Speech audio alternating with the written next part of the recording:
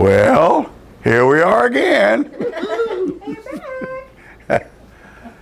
One of the things that bothered us a whole lot was keeping our car going and keeping the tires up.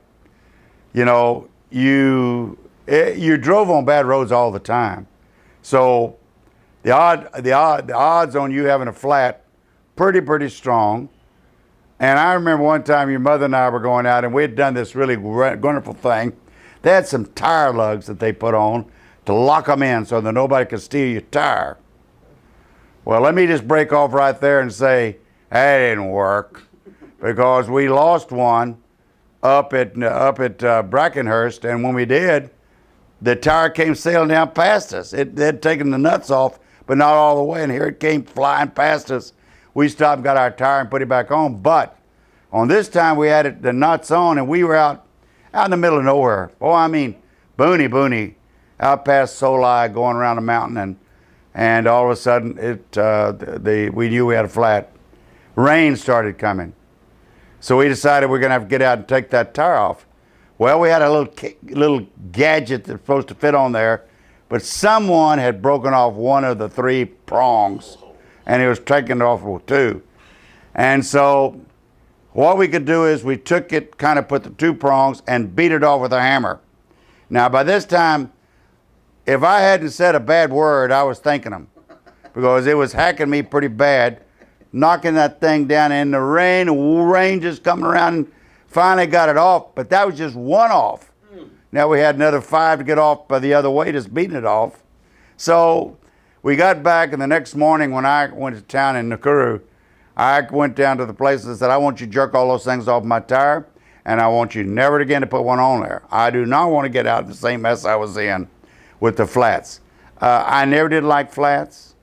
I tell you what I never did like was knocking tailpipes off, because you drove in bad places and you'd have your tailpipes knocked off. You'd go out in a white shirt and you crawl on the car and there's red mud, and you'd come out and your shirt was red, and you get to church and you know it's just a bad. I remember one time I went out to one place, I had got my shirt dirty and I was going out, and we got to a place with some water and it just looked pretty bad.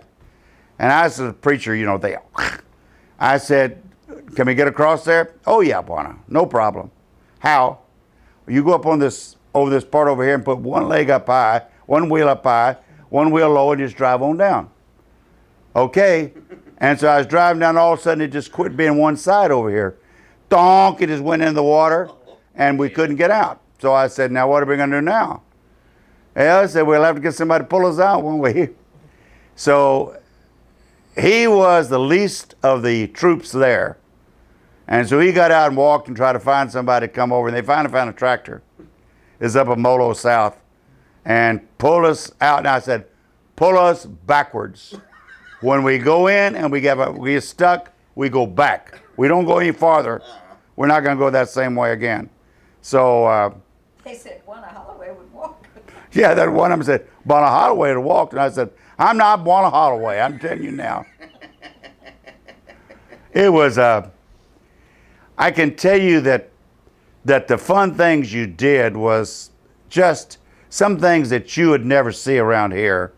Would be like when we had the safari rallies, the East African safari or in the Kenya safari, and we lived out and went into Nakuru. You could hear those cars, those turbos whining all up and down those hills when they're doing recce's up and down, just round and round and going.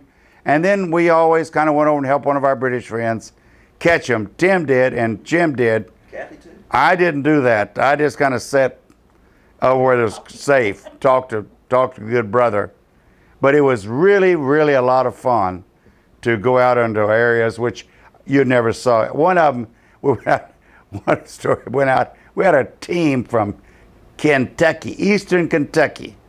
Now, I hope nobody's listening to this is living in Eastern Kentucky. They might. But the language is hard to understand on their best day. So he was out there and he was talking to Jocelyn, Roger Jocelyn, and Jocelyn was just doing like this, nodding his head. And both of them speaking English. Both of them English. One of them English, one from Eastern Kentucky. And I thought he understood everything he said. So the next afternoon, I saw Roger at the club, and I said, well, Roger, it's nice of you to talk to my friend. He said, what language was he talking? And I said, he was talking English. He said, not any I've ever heard of. I didn't understand a word he said. Only thing I knew he was talking about a motorcycle was to go like this.